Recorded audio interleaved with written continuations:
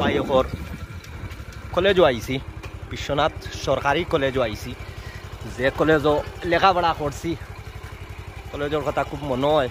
ও দেখুকা এখন তো কলেজেরও যে নতুন ভবন হয়েছে আর ওটা দেখরানি খুব ভালো লাগলো। আসলে নিজের কলেজও আইছি।